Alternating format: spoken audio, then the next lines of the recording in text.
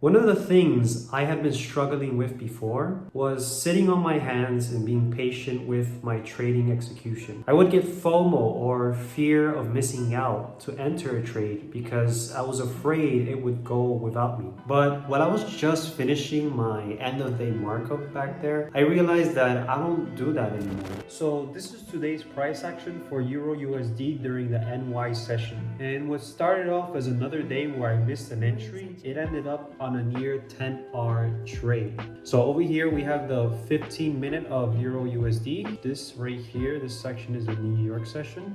And if we zoom in, so basically 15 minute, you can see that it's ranging. This whole leg is the 15-minute range. And this is all just internal structure within this 15-minute range.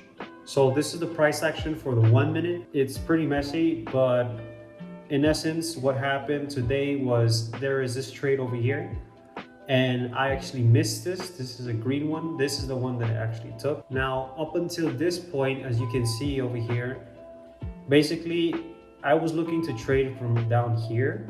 I was looking to take longs over here because I was seeing that this was structural liquidity for price to then sweep, do something like this, for price to sweep down in here, mitigate this, and then go off up here, right? So that's kind of what I was looking for. Unfortunately, price didn't do that. In fact, price came down here and mitigated this demand and then created sort of a change of character here. There was a flip from supply to demand, and then some people entered here today. So when I saw this, and I said, okay, no problem, right? No problem, because I followed my trading plan and I just have to wait and be patient and sit on my hands. And that is exactly what I did. So as you can see, then later on, price comes up to here to sweep these 15-minute highs over here, these equal highs. So that is a lot of liquidity sitting up there. Once it does that, we can consider that it swept structural liquidity. So price would then come down here. It would create a 1 minute chalk over here, a change of character. It mitigates this extreme over here. I was kind of looking to enter here, but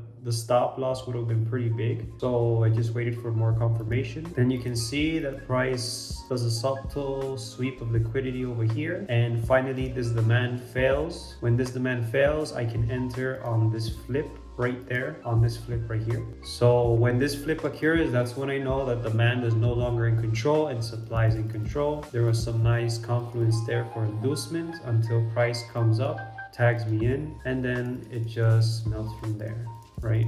So this was my break-even point, and eventually I targeted this 1 minute demand, the one I was initially looking for longs from, but price didn't come back to it. Now it's coming back to it, so I know price can potentially reverse there, which takes me out of this trade on a near 10-hour profit, which is 9.84 to be precise. And then now price is just raging from there. So I guess my take profit point was an ideal area, and that's pretty much it. So you can really tell, obviously you see this whole picture and you see a potential trade and a winning trade, but you don't see this right before all this wasn't here. So you just see a trade go without you, and when a trade goes without you, you pretty much just have to accept it and understand that there's so many opportunities. This is literally proof of that. Literally, like, there's just no more proof than this.